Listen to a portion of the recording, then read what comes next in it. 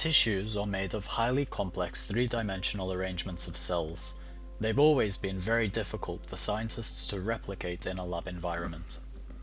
Conventional 2D cell cultures confined in a petri dish form a monolayer as they grow, distorting and flattening in the process. Now, researchers are able to grow 3D cell cultures suspended in purpose-built gels or scaffolds, which produce more in vivo-like cellular organization and interactions.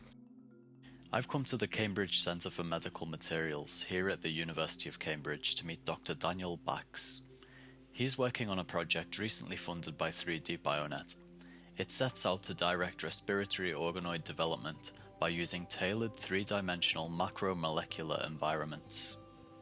So the university here is well placed because it has a long history of interdisciplinary research activity, and for this particular project obviously the group here has a lot of expertise in terms of three-dimensional construct fabrication, but we also have collaborations with people like Richard Farndale's group. He's a collagen expert, so he really enables us to use the power of the collagen, its bioactivity, to push the cells to behave as we'd hope. So we really have a very clear understanding of how that interaction between the collagen and the cells takes place. We also have the chemical engineering department next door. They have an awful lot of expertise, and we share facilities with them, things like confocal, and they can use some of our facilities here. So we have quite a number of different groups around us who have related and similar work where we can play off of each other's strengths here at the university. So the purpose of the project is to try and generate three-dimensional scaffolds that will then enable lung cells to form in a biologically relevant manner. So we're using some of the technology that we have in the group where we're capable of making these highly porous three-dimensional structures, and they have a geometry that's very similar to the native lung tissue. And we're now in a situation where we want to apply the two major lung cell types, so the epithelial cell and the fibroblast, and we want to really see how they interact with our scaffold, how we can push them to behave in a biologically relevant manner, and effectively we're making synthetic small pieces of lung. So we're here with the live cell imaging system that we have here in the group. So here we have the Zeiss microscope with a heated stage surrounding it, and this is where we really look at how the cells interact with our materials, so we can see how they bond to each other. Okay, so before you saw the sponges that we produce. These are produced using a freeze-drying approach, so similar to the way that, say, freeze-dried berries are produced for your cornflakes and such.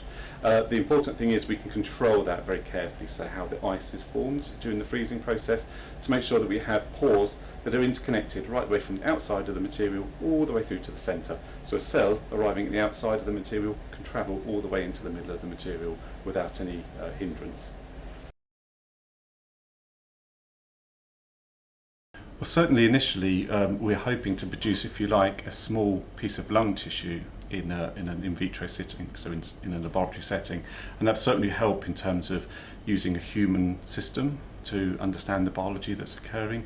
You can also use it as a test platform in a humanized manner. It certainly reduces the need for animal systems, and so you're taking these humanized organoids and taking them to the next stage, if you like, into a three-dimensional tissue. The next iteration would be to look at how disease phenotypes then influence the model system, so we can artificially apply a disease stimuli and so model what's happening in diseased lung. A major difference between this project and some of the other, say, lung organoids that are just starting to feature in the literature is that instead of using say a generic substrate or something that is quite homogeneous, something like, say, Matrigel, here we're actually constructing something in 3 dimensions, so that the cells have got that 3-dimensional cues so that they can form the correct structures. And we're also really tuning the biology, so we're using collagen, the major component of the lung, and we're then incorporating elastin, the other major component, and we can tune those parameters, and we can then actually, in further iterations of the project, add other biological components. So we're now really providing the spatial and biochemical cues to really drive the cell into the correct cell phenotype in a way that's really not possible in something like, say, Matrigel, which is just a generic homogeneous product. So that's the major distinguishing factor, if you like, between this work and some of the previous projects. Well, the team is highly interdisciplinary. The group here at the CCMM, we have people from all sorts of backgrounds, medics, biologists, through to the physical scientists and into engineers. And we require that because here we really do have a physical sciences production of the three-dimensional construct, and then the biological arm to then apply the cells and to understand how the cells are interacting with that construct. And it's particularly important here because our construct is made of a biological material, so we're made from an actual protein from the body, and we're applying a second protein and mixing them, and we have to understand how the cell will then interact with those, and which of them is dominant in terms of pushing the cell to the correct phenotype. So without the interdisciplinary approach, we simply couldn't do the project. You have to have both the bio and the physical arms of the project at the same time. Well, the 3DbioNet grant here is really useful to us, really fundamental in terms of getting this project going. This is a project we had in mind for several years now, and we have numerous arms to the project that we'd like to apply for further funding, but without the preliminary data that we'll get from this seed funding, those sort of projects are very difficult to get off the ground. So this will really enable us to take our constructs, to really put the cells on and understand how this is going to work. Are the cells going to infiltrate well? Are they going to line the pores as we would hope?